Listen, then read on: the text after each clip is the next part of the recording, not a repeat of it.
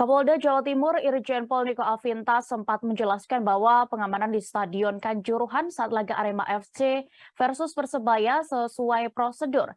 Namun Kapolda Metro Jaya Irjen Fadil Imran menyatakan ada tindakan yang tidak sesuai dengan prosedur pengamanan saat kerusuhan tersebut.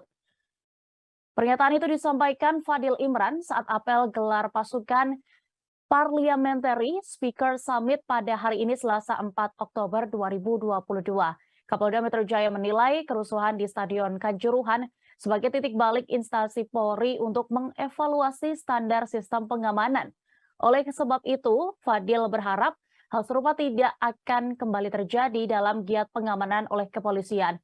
Salah satu caranya dengan mempedomani peraturan Kapolri nomor 1 tahun 2009 tentang penggunaan kekuatan Polri, di mana tercantum tahap-tahap melakukan pengamanan, mulai dari kerumunan sampai berkumpulnya massa yang berpotensi menimbulkan kekacauan.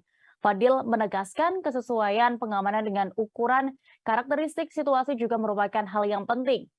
Sebagaimana diketahui, aparat keamanan menembakkan gas air mata dalam pengamanan kerusuhan usai laga Arema melawan Persebaya di Malang. Padahal FIFA sudah melarang penggunaan gas air mata untuk pengamanan pertandingan. Atas insiden itu, Kapolres Malang AKBP Ferli Hidayat dan 9 Komandan Brimopolda Jawa Timur pun dimutasi.